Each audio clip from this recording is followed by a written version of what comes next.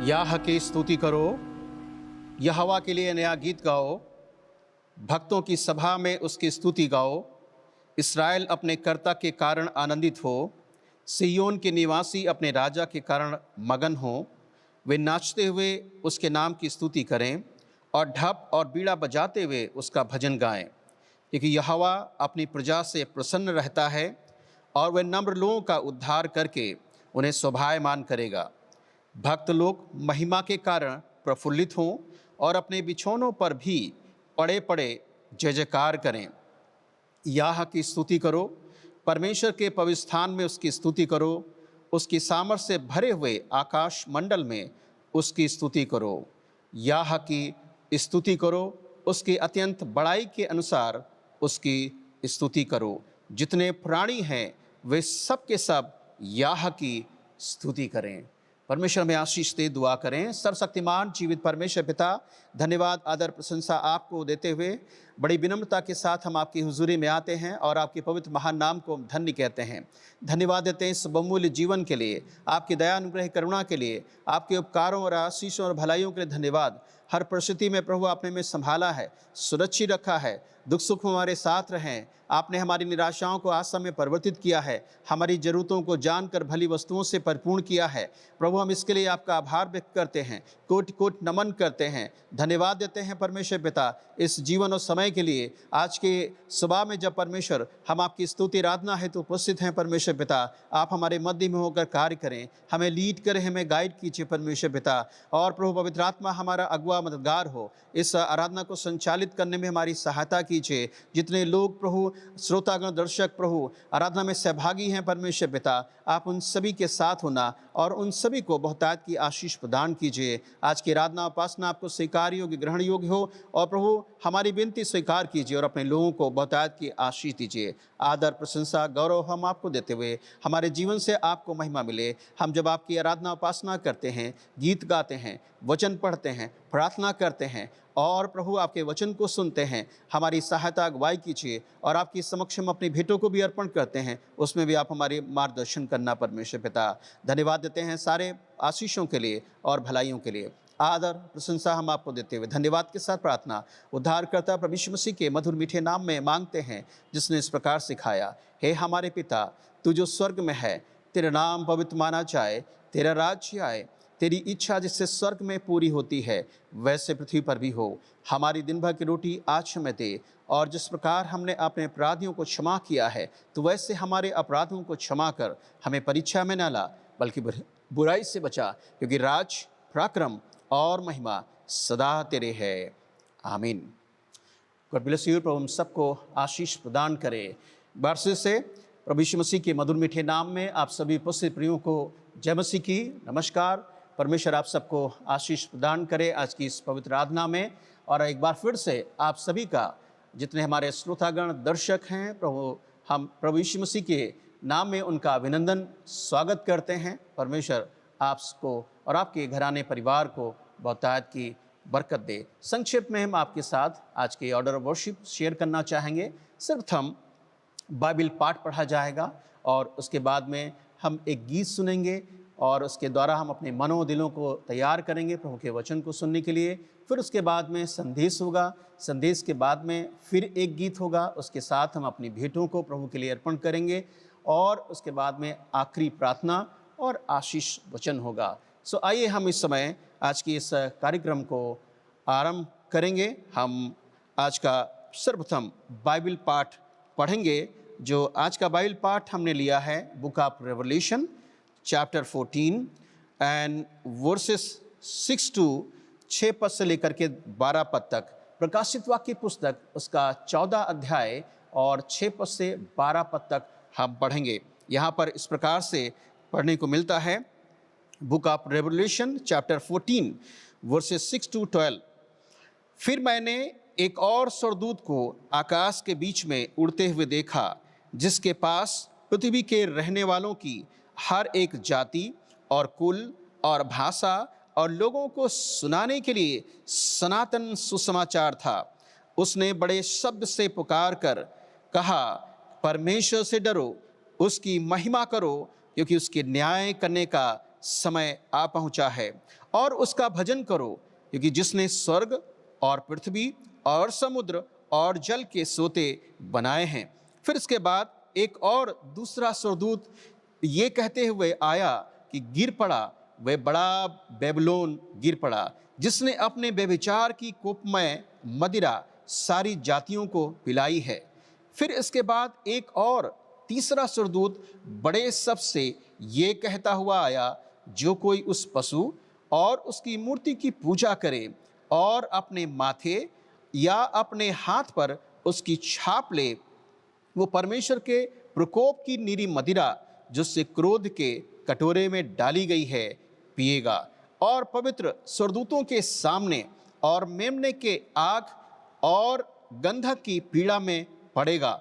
उनकी पीड़ा का धुआं युगान युग उठता रहेगा। और जो उस पशु और उसकी मूर्ति की पूजा करते हैं और जो उसके नाम की छाप लेते हैं, उनको रात दिन चैन ना मिलेगा। पवित्र लोगों का धीरज इसी में है जो परमेश्वर की आज्ञाओं को मानते और यीशु पर विश्वास रखते हैं। परमेश्वर के वचन के पढ़े जाने और सुने जाने के द्वारा प्रभु हम सबको बहुतायत की आशीष प्रदान करे। आइए इससे पहले हम प्रभु के वचन को सुने, हम अपने मनों और दिलों को तैयार करेंगे, सुंदर हिम गीत सुनेंगे और उसके बाद परमेश्वर के वचन को सुनेंगे। इस समय गीत प्रस्तुत किया जाए।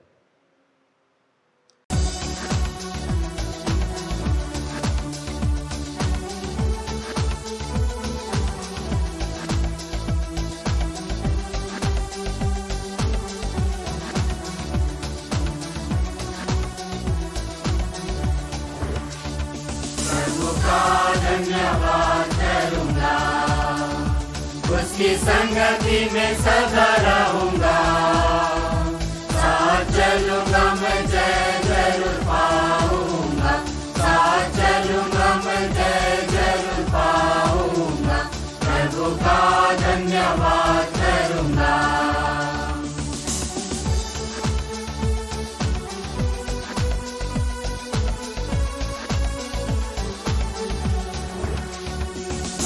देगी मुझे दुनिया कभी भी कोई सुख और शांति आराम, ना देगी मुझे दुनिया कभी भी कोई सुख और शांति आराम।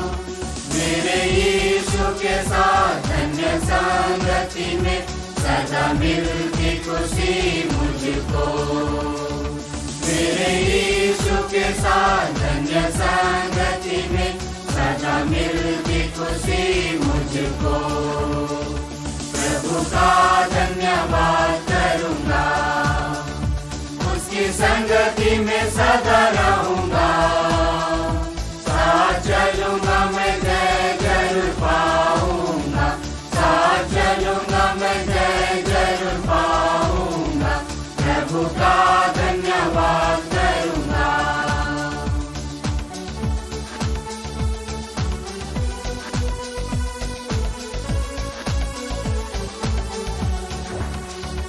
मेरी जिंदगी की हर परेशानी में खुल जाता है आशा का द्वार, मेरी जिंदगी की हर परेशानी में खुल जाता है आशा का द्वार।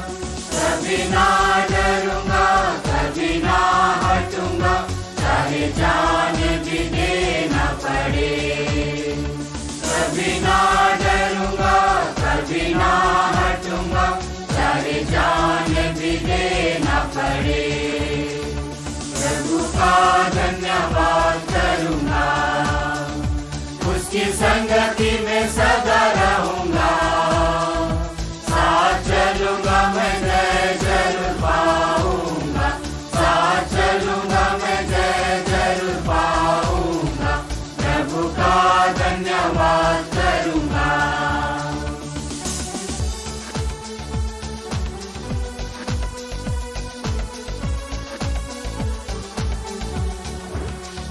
कितना अच्छा है वो, कितना धन्य है वो, यीशु ही मेरे जीवन का साथी। कितना अच्छा है वो, कितना धन्य साथी, मेरी जरूरतों को पूरी करता है वो, कोई घटी नहीं मुझको। मेरी जरूरतों को पूरी करता है वो, कोई घटी नहीं मुझको। प्रभु का धन्यवाद करूंगा, उसकी संगति में सदा रहूंगा। साथ चलूंगा मैं, जय जरूर पाऊंगा।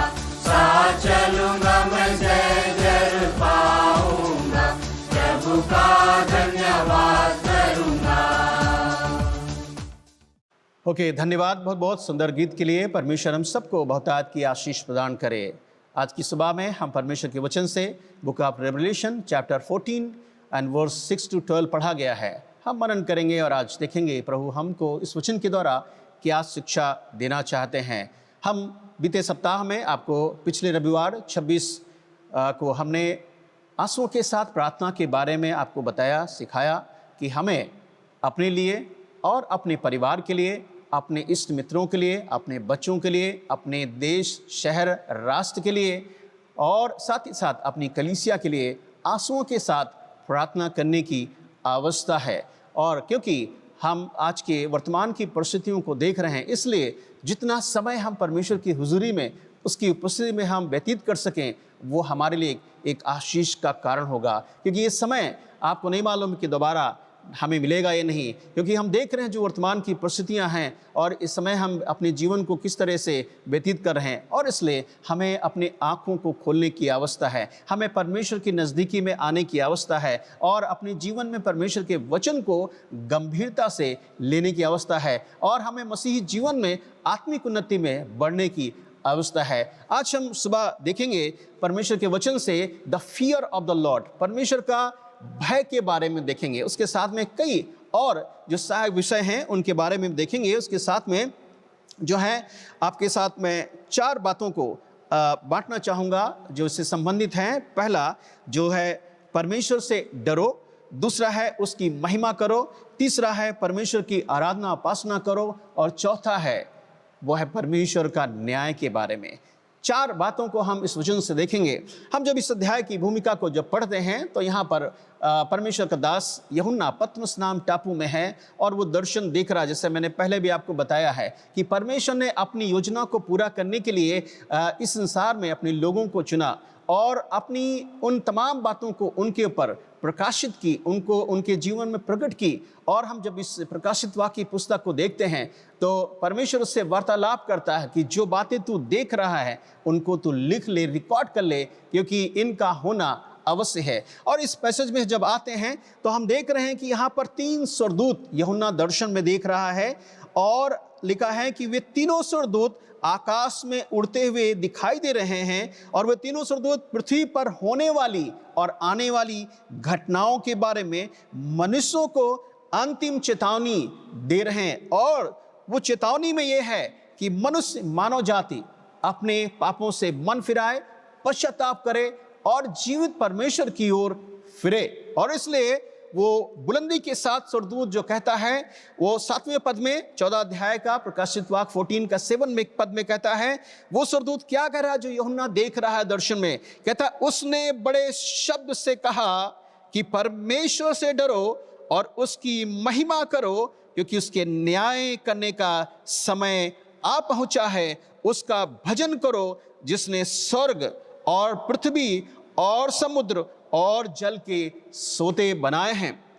यूहन्ना इस दर्शन को देख रहा है और उस स्वर्गदूत की बात को जिसको परमेश्वर ने भेजा है और वो बताना चाह रहा है कि हम वर्तमान की परिस्थितियों में किस तरह से का जीवन हम जी रहे हैं और इसलिए हम अपने संबंध को परमेश्वर के साथ मजबूत करें। सो पहली बात हम देखेंगे फियर ऑफ द लॉर्ड, परमेश्वर से डरो।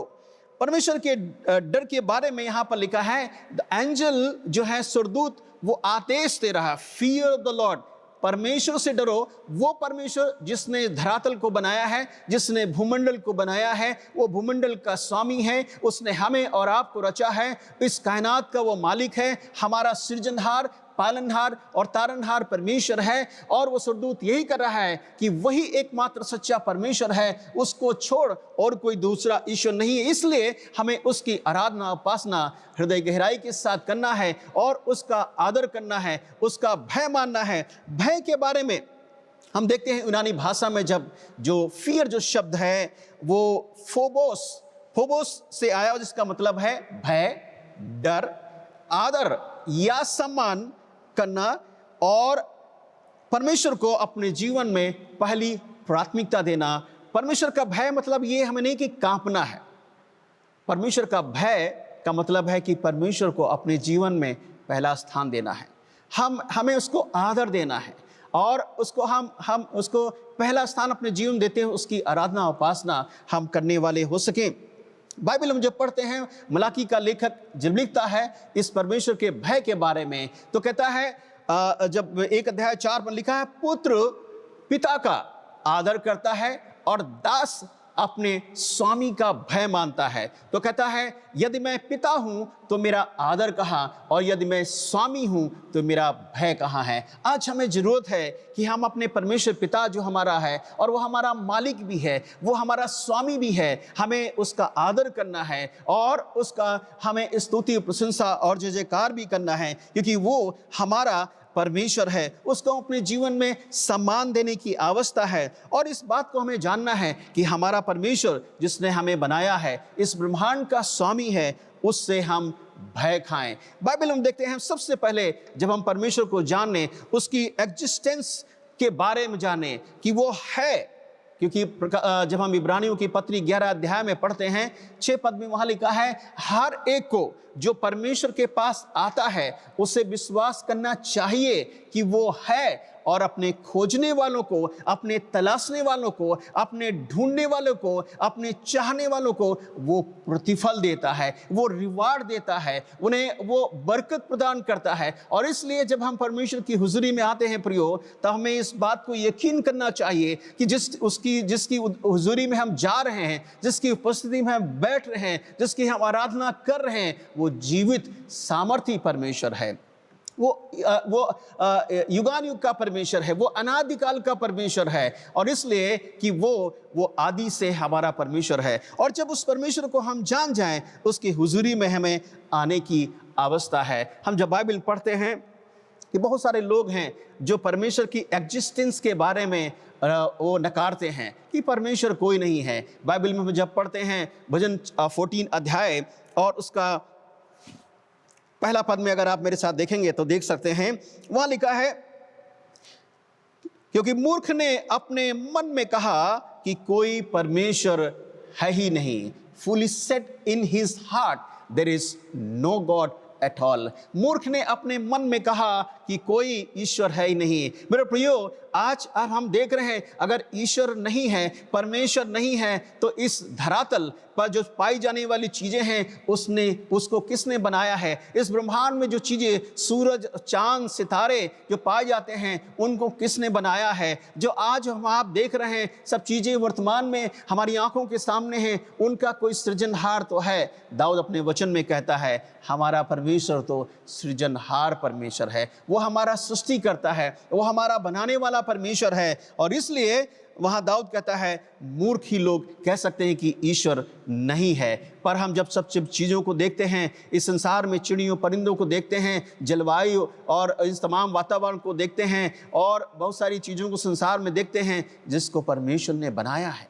और इसलिए कि हमारे लिए हम उस सृष्टिकर्ता को जानें। बाइबल में जब पढ़ते हैं भजन का लेख 19 अध्याय में कहता है, आकाश परमेश्वर की महिमा का वर्णन कर रहा है और आकाश मंडल उसकी हस्तकला को प्रकट कर रहा है। हस्तकला मतलब उस परमेश्वर ने अपने हाथों से उन चीजों को बनाया है। उत्पत्ति 1 अध्याय से अगर आप पढ़ेंगे तो आप देखेंगे किस तरह से परमेश्वर ने इस खूबसूरत दुनिया को बनाया है, और उसमें जीव जंतुओं को, परिंदों को, चिड़ियों को, और मानव जाति को, वनस्पति को, हरियाली को, और पहाड़, झरनों को, उन सब की उत्पत्ति उसने की है। मेरे प्रियो, यदि परमेश्वर नहीं तो किसने बनाया?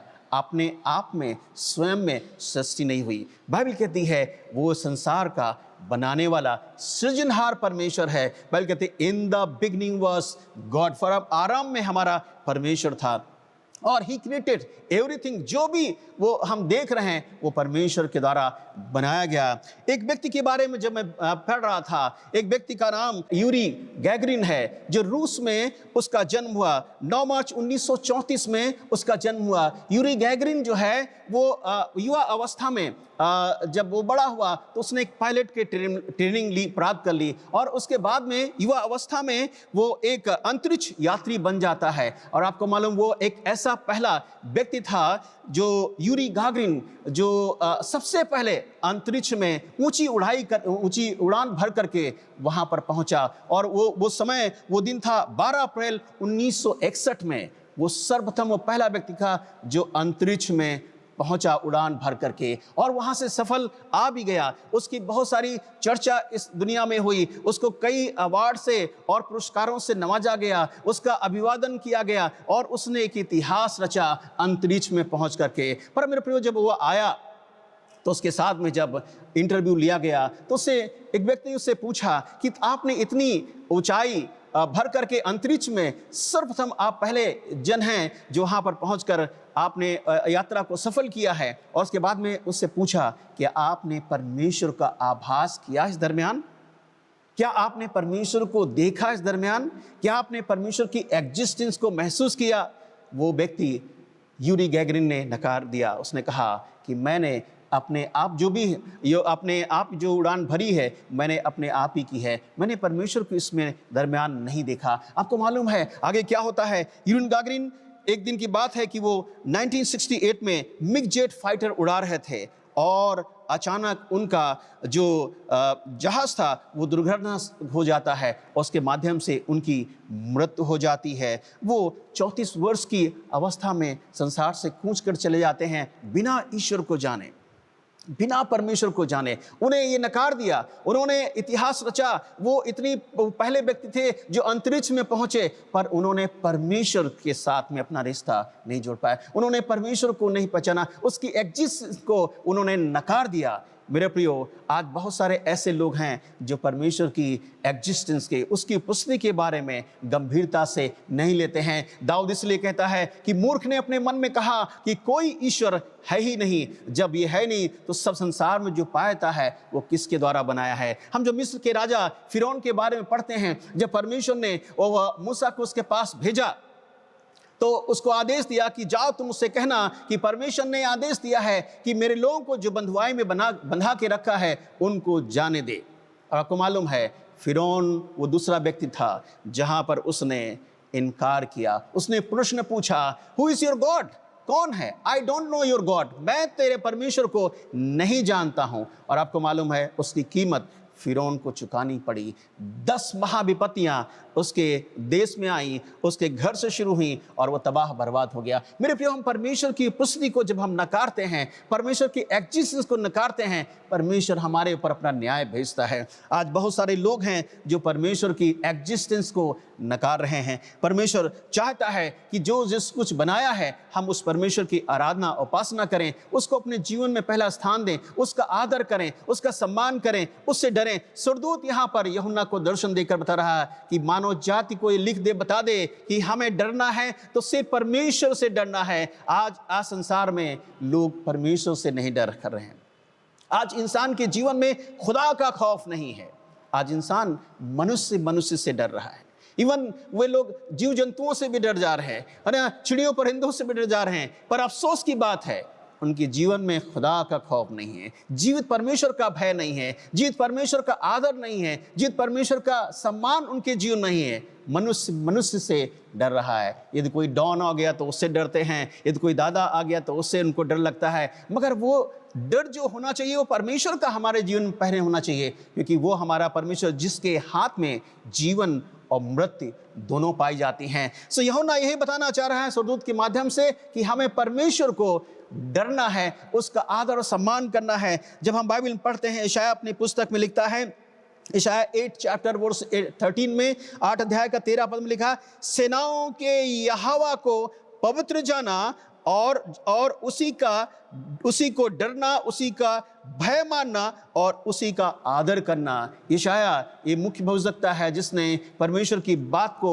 उसने जान करके और अपनी पुस्तक में लिखा और इस्राएलियों को बताना चाहता है कि सेनाओं का परमेश्वर एक ही पवित्र पवित्र पवित्र सेनाओं का प्रभु है और उसका हमें भय मानना है, उससे हमें डरना है और उसकी हुजूरी में अपने जीवन को व्यतीत करना है। जब हम दाऊद की पुस्तक में पढ़ते हैं साम्स 96 में, दाऊद 9-10 वचन में लिखा हुआ है कि लिखा है, पवित्रता से शोभायमान होकर यहोवा को दंडवत को ध्यान दीजिए, पवित्रता से शोभायमान होकर यहोवा को दंडवत करो और उसके सामने कांपते रहो, क्योंकि देश देश के लोगों का न्याय वही करेगा। मेरे प्रियो, हम जब परमेश्वर की हुजूरी में आए तो दाऊद कहता है हम अपने जीवन को पवित्र और उसके योग्य हम जीवन को बना करके उसकी हुजूरी में आए। दाऊद बहुत इस बात पर जोर देता है, पवित्रता से शोभायमान होकर हम अपने जीवन को एक ऐसा जीवन बनाए जिसको परमेश्वर स्वीकार योग्य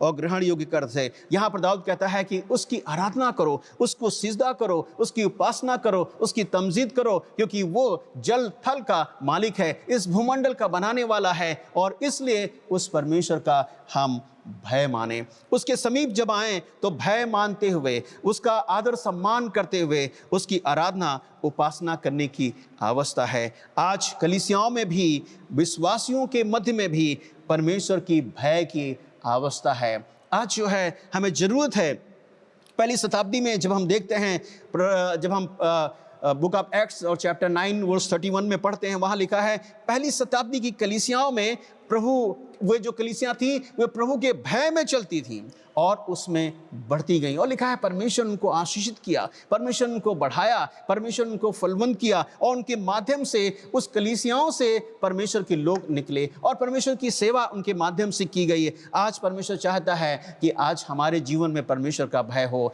विश्वासियों के मध्य में प्रभु का भय पाया जाए, हम पहली प्राथमिकता उस परमेश्वर को देने वाले हो सकें, पहला स्थान अपने जीवन में परमेश्वर को देने वाले हो सकें। सौदूत कहता परमेश्वर से डरो।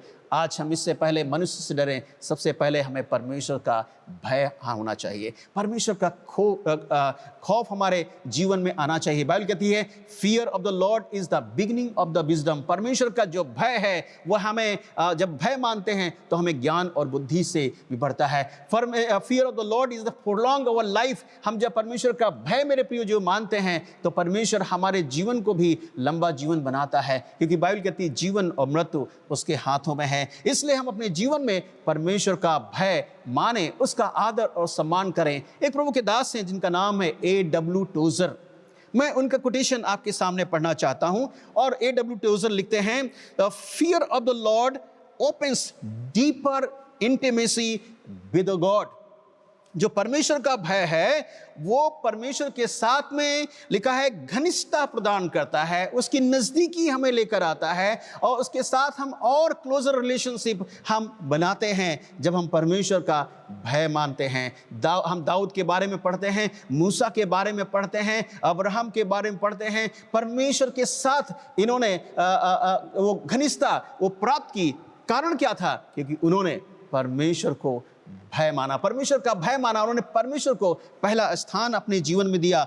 आज हमें भी प्रभु के भय में जीवन जीने की अवस्था, हमारे सामने ये प्रश्न उठता है, क्या हम परमेश्वर का भय मान रहे हैं? परमेश्वर हमसे पूछता है।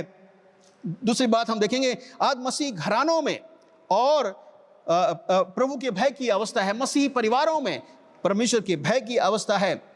मैं एक पाठ पढ़ना चाहता हूं आपके साथ में, जो book of Deuteronomy chapter 6 and verse 2। Book of Deuteronomy मैं चाहता हूं कि आप मेरे साथ निकालें बुक ऑफ डिटरनमी, व्यवस्थापन की पुस्तक, और उसका 6 अध्याय और उसका दूसरा पद अगर आप देखेंगे तो आप देखेंगे कि मूसा परमेश्वर के लोगों को इकट्ठा करके उन इस्राएलियों को जो मिस्र की गुलामी से निकाल कर लेकर आया है, वो अपनी लीडरशिप में उनको क्या सिखाना चाहता है। और ये मूसा जो वचन दे रहा है वो उसका अपना वचन नहीं है, He is received from the Lord। उसने परमेश्वर से उसने प्राप्त किया है। और वो क्या कहना चाहता है मैं चाहता हूं देखेंगे।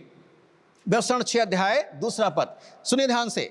लिखा है, और तू और तेरा बेटा और तेरा पोता यहोवा का भय मानते हुए उन सब विधियों और आज्ञाओं पर जो मैं तुझे सुनाता हूं अपने जीवन भर चलते रहें, जिससे तू बहुत दिन तक बना रहे। आप देख सकते हैं इस वचन को जो परमेश्वर का दास मूसा इस्राएलियों को बताना चाहता है। सबसे पहले घर का मुखिया और उनकी संतान और उनकी संतान, यहां पर कहना चाहता तू, तेरा बेटा और तेरा पोता परमेश्वर की सब आज्ञाओं को और सब विधियों को मानते हुए, एक समय नहीं, सिर्फ रविवार नहीं, सिर्फ साप्ताहिक प्रार्थना समूह में नहीं, बल्कि वहां एक शब्द अंकित किया गया है, आप देख सकते हैं, लिखा है अपने जीवन भर, जब तक हम इस संसार में जीवित हैं, हम उस परमेश्वर का भय मानते रहें, परमेश्वर का आदर और सम्मान हम करते रहें। लिखा है हम जब जीवन भर उसके साथ चलते रहेंगे, तो बाइबल वहां प्रॉमिस करती है,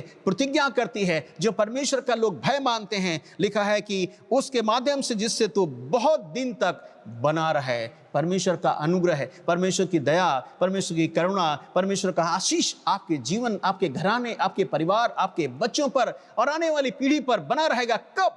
जब आप परमेश्वर को अपने जीवन में आदर करेंगे, सम्मान करेंगे और उसका भय मानेंगे। इसलिए हमें परमेश्वर का भय मानना है। स्वर्गदूत जो है यूहन्ना को दिखाई दे रहा है कि मानव जाति से कहो कि वे परमेश्वर से डरें। मनुष्य, हाँ, हमें अपने बॉस का और अपने अधिकारियों का आदर सम्मान करना है और सबसे पहले अपने परमेश्वर का आदर करना है।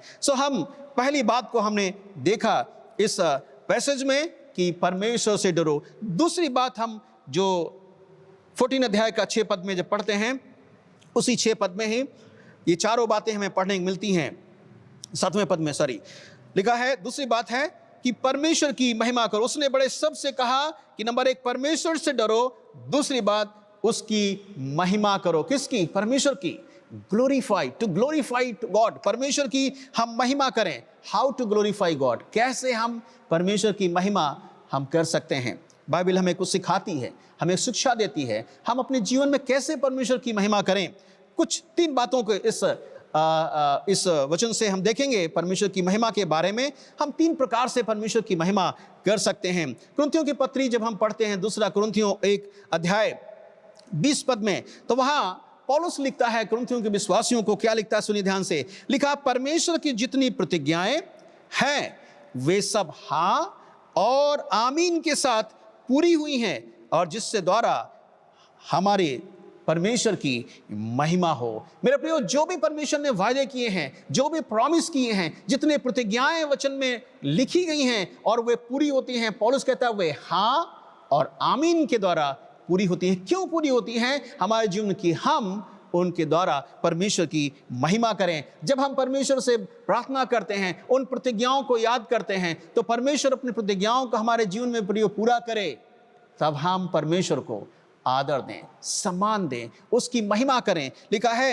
हम अपने उन जीवन के द्वारा परमेश्वर की महिमा करें, अपने विश्वास के द्वारा उसकी महिमा करें। बाइबल कहती है ये प्रतिज्ञाएं हमारे जीवन में जो परमेश्वर की हैं, विश्वास के द्वारा ही पूरी होती हैं, संदेह करने के द्वारा नहीं पूरी होती हैं। संदेह करने वाला व्यक्ति एक पानी में तिनके के समान होता है, उसको नहीं मालूम बहकर कहाँ लगेगा, उसका किनारा, उसकी मंजिल, उसका ठिकाना कहाँ होगा। पर जब हम विश्वास करते हैं कि वो परमेश्वर है और अपने खोजने वालों को प्रतिफल देता है, तो हमें विश्वास करना चाहिए कि मेरे प्रियो, इसलिए हमें अपने परमेश्वर के पास जब आते हैं, अपने विश्वास के द्वारा परमेश्वर की महिमा करें, कि हम विश्वास करें परमेश्वर ने जो वायदा किया है वो पूरा करता है। एक उदाहरण आपके सामने मैं रखना चाहता हूं, जो यहाँ पर हम रोमियो की पत्री 4 अध्याय में पढ़ते हैं। परमेश्वर के दास अब्राहम के बारे में, परमेश्वर ने अब्राहम को बुलाया कि तू मेरे साथ चल, सिद्ध होता जा, मैं तुझे आशीष दूंगा।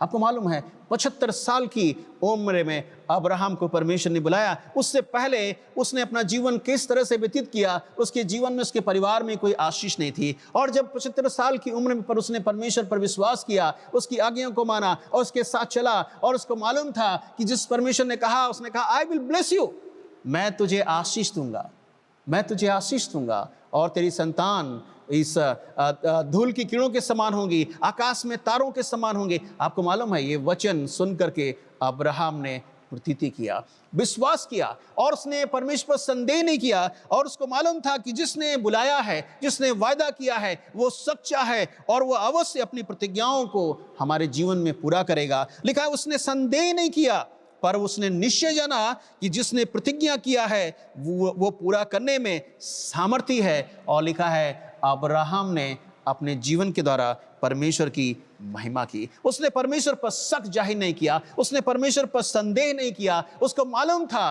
कि जिसने हमें बुलाया है, वायदा किया है, वो परिपक्व है, वो सक्षम है, उसके लिए कोई भी कार्य असंभव नहीं है, और इसलिए अपने जीवन में उस बात को गंभीरता से लिया। मेरे प्रियो, आज परमेश्वर हमें भी बुलाना चाहता है कि हम उसकी आवाज़ को सुनें, उस पर विश्वास करें, उसकी प्रतिज्ञाओं पर विश्वास करें, और वो हमारे जीवन में उन तमाम प्रतिज्ञाओं को पूरा करने के लिए सक्षम है। इसलिए हम अपने विश्वास के द्वारा परमेश्वर की महिमा करें। अब्राहम ने विश्वास किया और परमेश्वर ने उसको प्रतिफल दिया। लिखा बुढ़ापे में भी परमेश्वर ने उसको बेटा दिया। ये जहाँ साइंस, मेडिकल साइंस फैल जाती है, वहाँ परमेश्वर अपनी साइंस को, अपने अद्भुत कार्य को, अपने चमत्कार को, अपने मिरेकल को हमारे जीवन में करता है। मेरे प्रियो, बाइबल कहती है बुढ़ापे में उसको बाप बनने का सौभाग्य मिला, और परमेश्वर ने जो वायदा किया था उस तरह से परमेश्वर ने उस प्रतिज्ञा को उसके जीवन में पूरा किया। दूसरी बात हम देखेंगे, अपने जीवन के द्वारा हम महिमा करें, अपनी लाइफ के द्वारा, क्योंकि परमेश्वर ने हमें जीवन दिया है। ये जीवन परमेश्वर का ये एक अनुग्रह है जो हमें दिया है, और इसलिए बाइबल कहती है कि हम इस जीवन के द्वारा प्रभु की महिमा करें।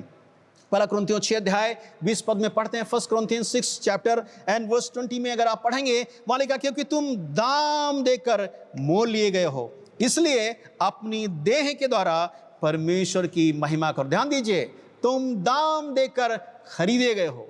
किसी ने मूल्य चुकाया है आपके प्रति, किसी ने दाम दिया है आपके प्रति। जो पाप की सजा आपको भुगतनी थी, जो पाप का आपको परिणाम जो आपको भुगतना था, परमेश्वर ने अपने ऊपर ले लिया और हमें मुक्त कर दिया, हमें आज़ाद कर दिया, हमें स्वतंत्र कर दिया, हमें बरी कर दिया, और उसने हमारे एवज में वो दाम को पूरा कर दिया। बाइबल कहती है उसने हमारे अपराधों को अपने ऊपर उठा लिया। मेरे प्रियो, उस सजा जो हमें भुगतनी थी, परमेश्वर ने हमको मुक्त कर दिया, हमें छुटकारा दे दिया, हमें स्वतंत्र कर दिया। और इसलिए बाइबल कहती है glorify God through your life. हम अपने परमेश्वर को अपने जीवन के द्वारा महिमान्वित करें कि वही हमारा परमेश्वर है। किस तरह की, प्रभु मैं आपको धन्यवाद देती हूँ कि आपने मुझे आज़ाद किया है, स्वतंत्र किया है। पाप की सजा मुझे जो उठानी थी, आपने मुझे मुक्त कर दिया है। मैं आपकी महिमा करता हूँ, या आपको महिमा देती हूँ। मेरे प्रियो, जब परमेश्वर हमारे जीवन में ऐसे अवसर लेकर आए, हम परमेश्वर की महिमा करें। तीसरी बात उसी में हम देखेंगे, हम अपने दैनिक जीवन में अपनी क्रियाओं के द्वारा हम परमेश्वर की महिमा करें। दैनिक जीवन में हम क्या कर रहे हैं, अच्छा कर रहे हैं, बुरा कर रहे हैं, पर यह हमें ध्यान देने की आवश्यकता है। अच्छे कामों के द्वारा, अच्छे जीवन के द्वारा, आपकी अच्छे उठने बैठने के द्वारा परमेश्वर की महिमा होती है, और बुरे कामों के द्वारा नहीं। बाइबल में हम एक पद आपके लिए पढ़ना चाहेंगे, जो 1 Corinthians chapter 10 verse 31, पहला कुरिन्थियों 10:31 पद में ध्यान से सुनिएगा। लिखा है, इसलिए पौलुस लिखता है, चाहे तुम खाओ, चाहे पियो, चाहे जो कुछ करो, सब कुछ परमेश्वर की महिमा के लिए करो। ध्यान दीजिए, चाहे खाओ चाहे पियो। अगर हम कुछ भी खा रहे हैं और पी रहे हैं, हमें ध्यान देना है क्या इसके द्वारा हमें परमेश्वर की महिमा हो रही है। आज बहुत सारे मसीही लोग हैं, अपने जीवन को तबाह बर्बाद कर रहे हैं। मैं इस वचन के द्वारा आपको बताना और सिखाना चाहता हूं कि हम अपने जीवन को सुधार लें, क्योंकि बाइबल कहती है समय आने वाला एक खतरनाक समय है, और यदि अभी तक हमने अपने जीवन को पाप में, दलदल में, कीचड़ में, गुनाह में और तमाम चीज़ों में व्यतीत किया है, जिसके द्वारा अभी तक परमेश्वर की महिमा नहीं हुई, जिसके द्वारा अभी तक हमने आशीष नहीं पाई है, जिसके द्वारा हम अभी तक ठोकर खाते रहे हैं, इसलिए हम अपने जीवन में चेत जाएं, जाग जाएं। हम अपने जीवन के द्वारा परमेश्वर की महिमा करें। चाहे तुम खाओ चाहे पियो, हम परमेश्वर की महिमा करें। बाइबल में आगे पढ़ते हैं, एक चिलम पीने वाला, अगर हम चिलम धौंक रहे हैं तो उसके द्वारा, ध्यान दीजिए, परमेश्वर की महिमा नहीं हो सकती है। एक बीड़ी पीने वाला जो बीड़ी पी रहा है, वो परमेश्वर की महिमा नहीं कर सकता है। एक अल्कोहल, शराब पीने वाला, दारू पीने वाला, यदि वो पी रहा है तो उसके द्वारा परमेश्वर की महिमा नहीं हो रही है। एक खैनी खाने वाला जो खैनी खाए है, दबाए, वो समझे कि वो परमेश्वर की, उसके द्वारा परमेश्वर की महिमा नहीं हो रही। चाहे खाओ और चाहे पियो। मैं ध्यान देना चाहता हूँ, जोर देना चाहता हूँ इस बात पर।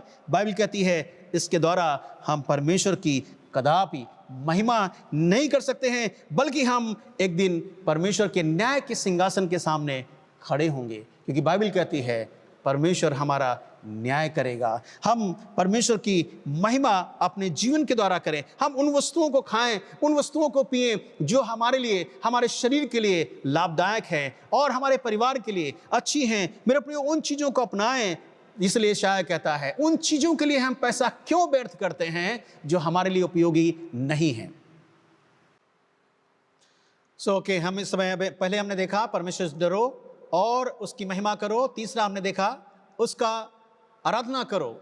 और चौथी जो अंतिम बात है वो है परमेश्वर का न्याय, जजमेंट ऑफ गॉड। परमेश्वर का न्याय जो है एक दिन ठहराया गया। बाइबल कहती है जो वो न्याय जो करेगा वो सच्चा न्याय परमेश्वर करेगा। वो हमारा परमेश्वर जो न्यायाधीश होगा, उस न्याय में किसी प्रकार की मिलावट नहीं होगी। उस न्याय में किसी प्रकार की खरीद और फरोख्त नहीं की जाएगी। वो न्याय जो परमेश्वर करेगा सच्चा करेगा। उसका तराजू जो होगा सच्चा होगा। उसका न्याय धार्मिकता के साथ होगा। उसमें किसी प्रकार का पक्ष नहीं होगा। किसी को मुँह देखा न्याय नहीं करेगा। उसमें न्याय में कोई गड़बड़ी नहीं कर सकता है। और उसमें किसी प्रकार का जो हमारा जो कई बार इन चीज़ों को जो संसार में हम देखते हैं, न्याय को खरीदा और बेचा जाता है, वो भी उसमें नहीं होगा। परमेश्वर हमारा न्याय जो करेगा वो सच्चाई के साथ करेगा, खराई के साथ करेगा, धार्मिकता के साथ करेगा, और वो स्वयं न्यायाधीश होगा।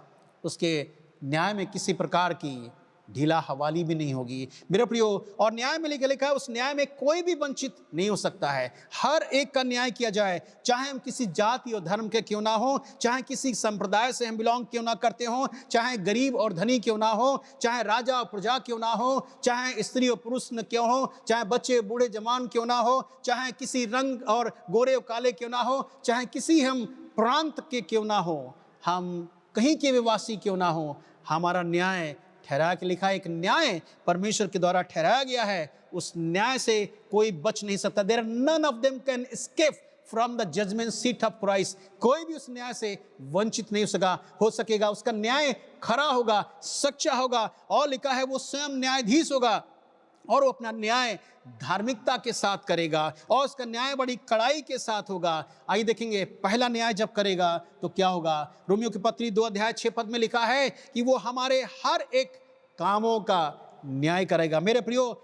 अभी तक हमने जो भी काम किए हैं, बचपन से लेकर बुढ़ापे तक या जवानी तक, अगर यीशु मसीह जिस दिन आएगा, लिखा किताबें खोली जाएंगी और जिस उन कामों का लेखा जोखा उसमें लिखा हुआ है। और इसलिए हम उन कामों को अच्छा किया है, बुरा किया है, किसी काम को बिगाड़ा है या ठीक किया है, रोड़ा बने हैं, उन कामों का भी परमेश्वर न्याय करेगा और उससे हमें बच नहीं पाएंगे। लिखा है परमेश्वर कहता है हर एक काम का प्रतिफल परमेश्वर के पास में है और वो हमारे कामों के प्रतिफल अवश्य प्रदान करेंगे। हम उससे बच नहीं पाएंगे। दूसरी बात, हमारी हर एक बातों का भी परमेश्वर न्याय करेगा। चाहे हम अच्छी बातें की हों, चाहे बुरी बातें की हों, परमेश्वर हमारा न्याय अवश्य करेगा। इसलिए हम जो भी बोल रहे हैं, आज हम अपने जीवन में इस बात को देखें कि परमेश्वर एक दिन हमारे बातों का भी न्याय करे। अच्छी बातें की हैं या बुरी बातें की हैं, यदि हम उन बातों के द्वारा लोग भड़काया है, उकसाया है, उनका भी परमेश्वर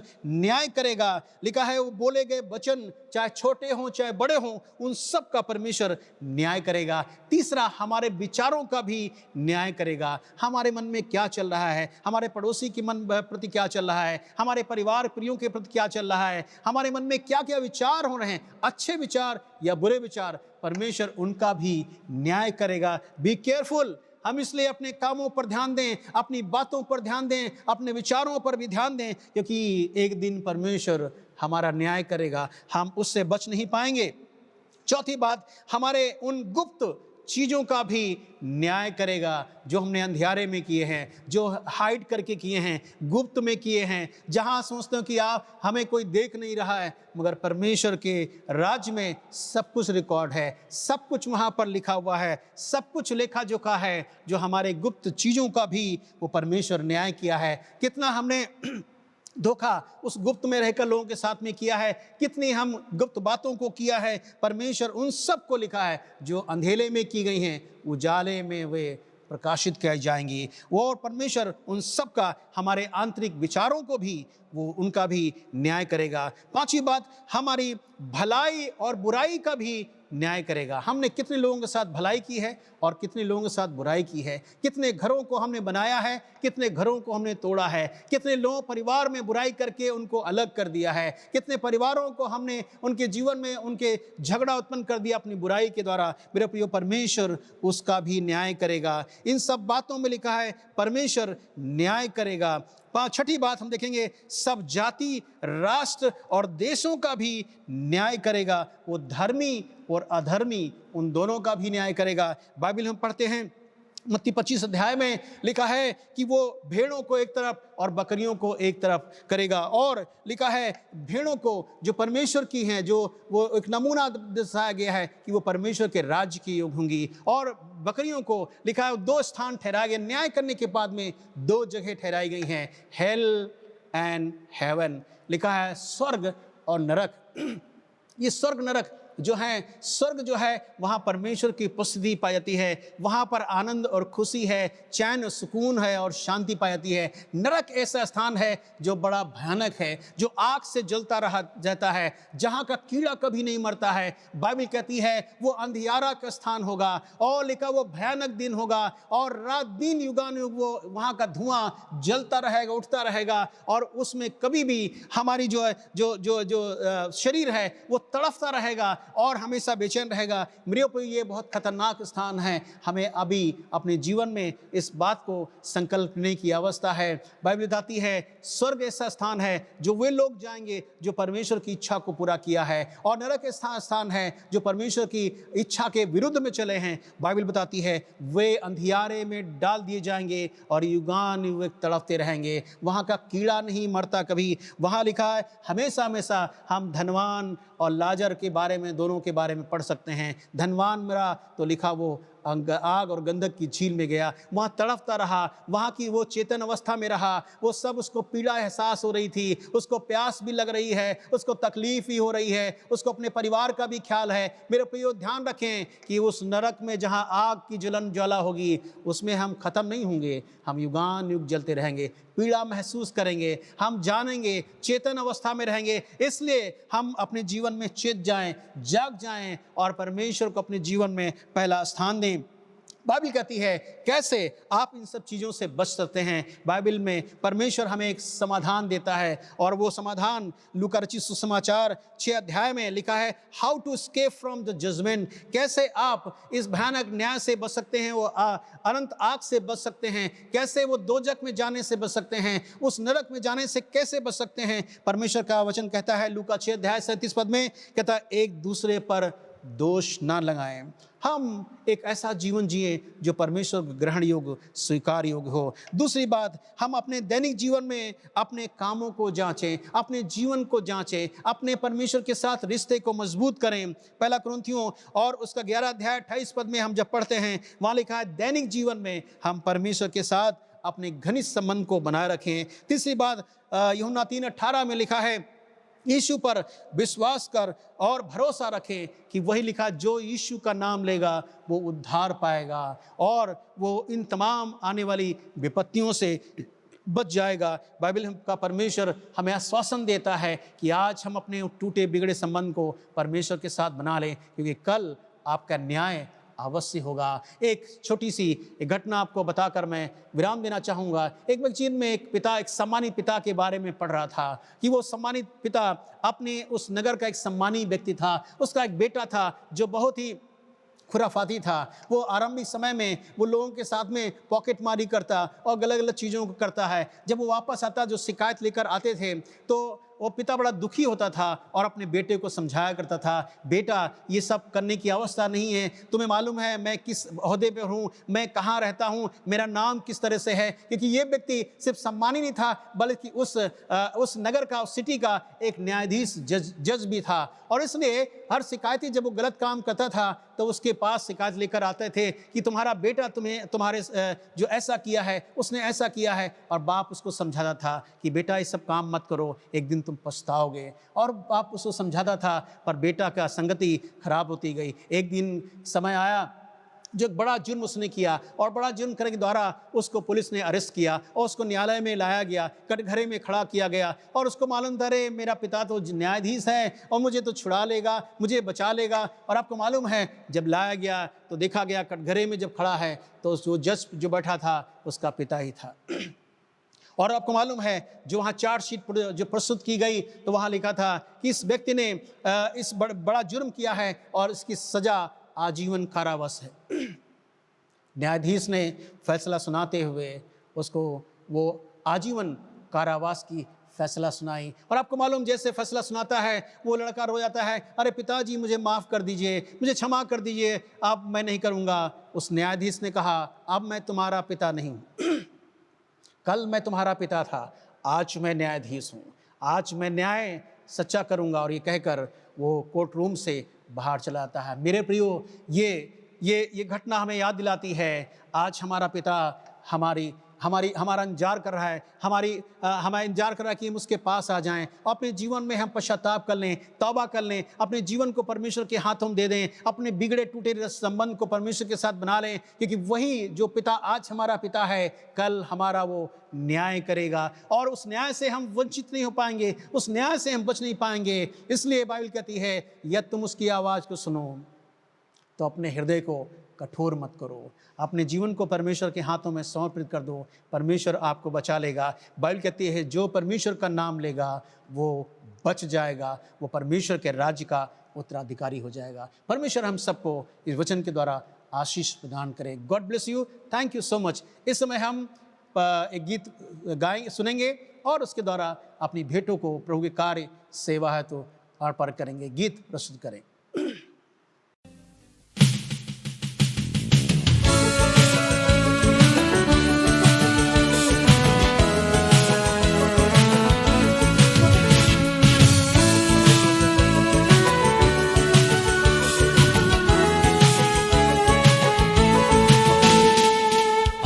और अंत तू ही है, अल्फा और ओमेगा तू ही है, दूतों की स्तुति भी तू ही है, बुद्धि और सब ज्ञान तू ही है।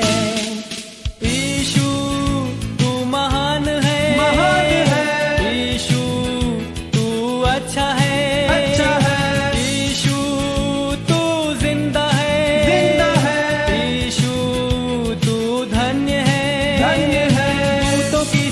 भी तू ही है, बुद्धि और सब ज्ञान तू ही है, राजाओं का राजा तू ही है, प्रभुओं का प्रभु तू ही है, यीशु तू महान है, यीशु तू अच्छा है, यीशु तू जिंदा है, यीशु तू धन्य है।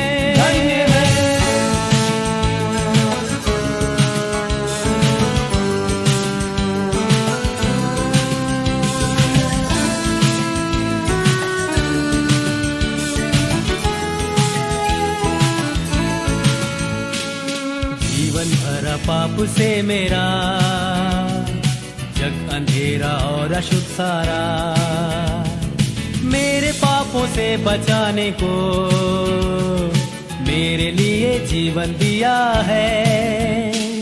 यीशु तू महान है, यीशु तू अच्छा है, यीशु तू जिंदा है, यीशु तू धन्य है, दूतों की स्तुति भी तू ही है, बुद्धि और सब ज्ञान तू ही है, राजाओं का राजा राजा तू ही है, तू ही है, प्रभुओं का प्रभु तू ही है, तू ही है।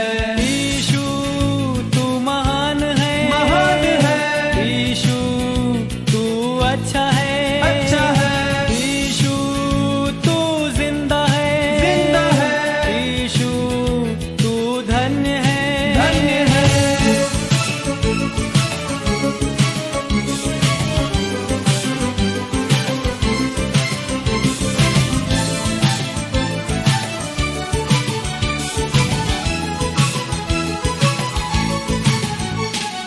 सारे गुनहगारों के लिए अपना खून बहाया यीशु ने, खाई कोड़ों की मार भी बेसलीब पर उसने अपनी जान। यीशु तू महान है, महान है, यीशु तू अच्छा है, अच्छा है, यीशु तू जिंदा है, जिंदा है, यीशु तू धन्य है, धन्य है। दूतों की स्तुति भी तू ही है, तू ही है, बुद्धि और सब ज्ञान तू ही है, तू ही है, राजाओं का राजा तू ही है, तू ही है, प्रभुओं का प्रभु तू ही है, तू ही है। यीशु तू महान है, महान है, यीशु तू अच्छा है, अच्छा है, यीशु तू जिंदा है, जिंदा है, यीशु तू धन्य है, धन्य है।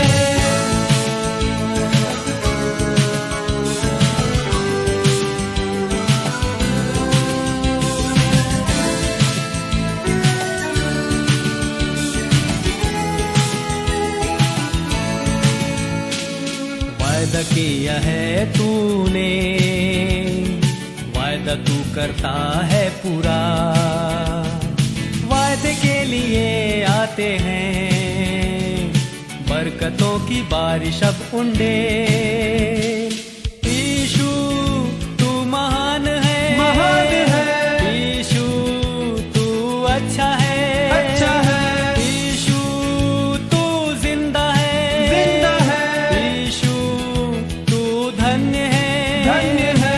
दूतों की स्तुति भी तू ही है, तू ही है, बुद्धि और सब ज्ञान तू ही है, तू ही है, राजाओं का राजा तू ही है, तू ही है, प्रभुओं का प्रभु तू ही है, तू ही है।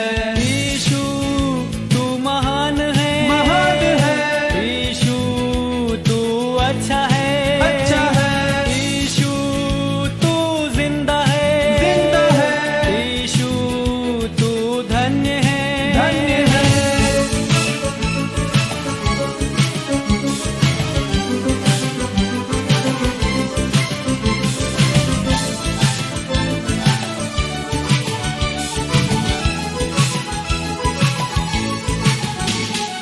न्याय करने आने वाला है, न्याय के साथ राज करने को, धर्मियों को लेकर न्याय से सिंहासन पर राज करेगा।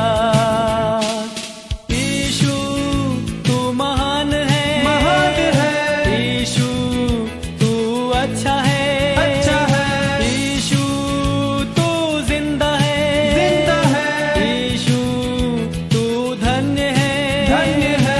दूतों की स्तुति भी तू ही है, तू ही है, बुद्धि और सब ज्ञान तू ही है, तू ही है, राजाओं का राजा तू ही है, तू ही है, प्रभुओं का प्रभु तू ही है, तू ही है। यीशु तू महान है, महान है, यीशु तू अच्छा है, अच्छा है, यीशु तू जिंदा है, जिंदा है, यीशु तू धन्य है, धन्य है। दूतों की स्तुति भी तू ही है, तू ही है, बुद्धि और सब ज्ञान तू ही है, तू ही है, राजाओं का राजा तू ही है, तू ही है, प्रभुओं का प्रभु तू ही है, तू ही है। यीशु तू महान है, महान है, यीशु तू अच्छा है, अच्छा है, यीशु तू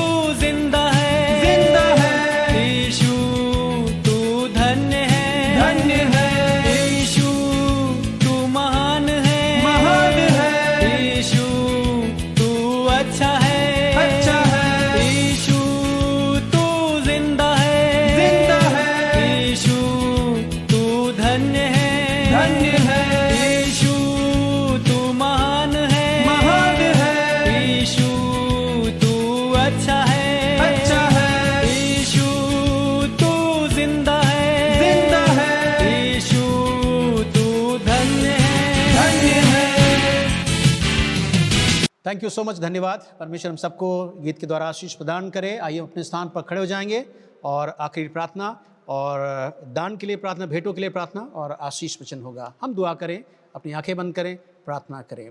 सब शक्तिमान जीवित परमेश्वर पिता, आदर प्रशंसा आपको देते हुए पुनः आपके पवित्र चरणों पर आते हैं। धन्यवाद देते हैं प्रभु, आपने वचन के द्वारा हमसे बातें की हैं। हमने आपके वचन से 4 बातों को सीखा जो यूहन्ना अपने दर्शन में देख रहा था कि परमेश्वर से डरो और उसकी महिमा करो, उसका भजन करो, क्योंकि उसका न्याय करने का समय आ पहुंचा है। परमेश्वर यदि ये वचन हमारे जीवन ढले, 100 गुना फलवंत लाए, हमारा जीवन आपके योग्य हो, हम अपना जीवन आपके योग्य व्यतीत करने वाले सकें, कि प्रभु जब आप अपने राज्य में आएँ तो हम आपके न्याय के सिंहासन के सामने खड़े होने योग्य होने पाएँ। परमेश्वर हमारा नाम उस जीवन की पुस्तक में लिखा हो, जो प्रभु हम आपके साथ बादलों पर जा सकें। परमेश्वर पिता, युगानुयुग आपके साथ राज्य कर सकें। हमारी सहायता कीजिए।